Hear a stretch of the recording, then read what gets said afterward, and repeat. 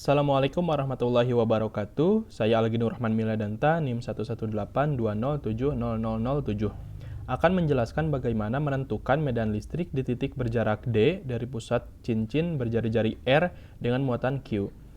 Di sini, muatan kontinu yang dipakai adalah benda dua dimensi yang berbentuk cincin. Nah, misalkan cincin ini memiliki jari-jari R. Berapa besarnya medan listrik yang posisinya tepat di atas titik tengah titik P ini yang berjarak D. Kemudian kita asumsikan cincin ini berada di dua dimensi. Ini arah X, ini arah Y, ke atas arah D.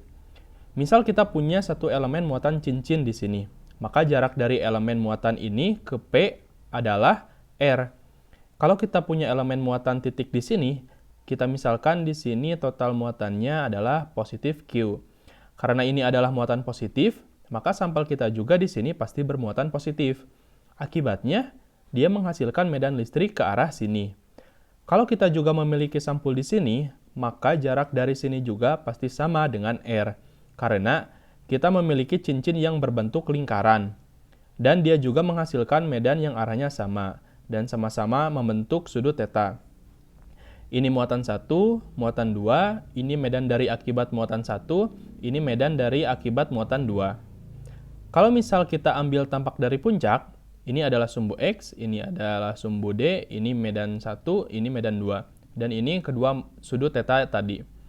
Untuk menjumlahkan kedua medan ini, kita proyeksikan E1 ke sumbu X, E1 ke sumbu D, dan sama halnya E2 ke sumbu X, E2 ke D. Maka E1X sama dengan E1 sin theta, sedangkan E2X sama dengan E2 sin theta.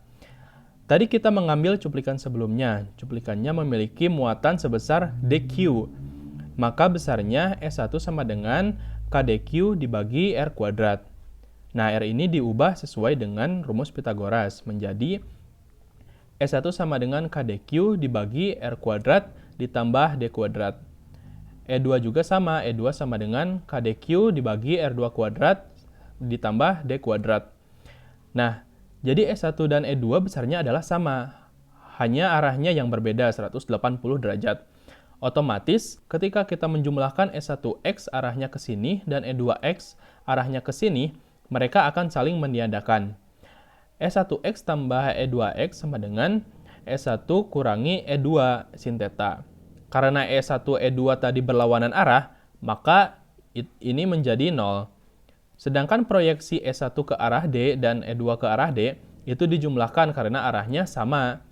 Jadi yang tersisa hanya medan yang ke arah D saja. Nah, untuk medan yang ke arah D itu sendiri, kita misalkan ini yang diakibatkan oleh dq. Nah, tadi semua medan yang ke arah sini itu sama dengan 0. Nah, yang tersisa hanya ke arah D.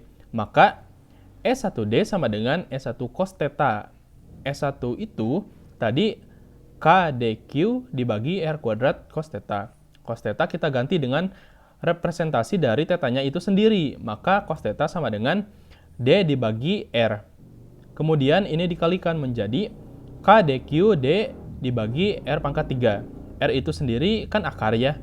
Kita ubah menjadi pangkat. Kalau akar itu pangkat setengah, tadi pangkat 3, jadi ini pangkat 3/2.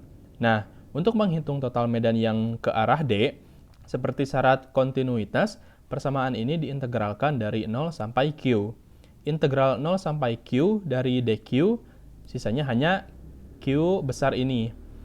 Jadi, total medan ke arah D yaitu S1D sama dengan K/D dibagi R kuadrat D kuadrat pangkat 3/2. Ini adalah besarnya medan yang dihasilkan oleh cincin bermuatan. Demikian, wassalamualaikum warahmatullahi wabarakatuh.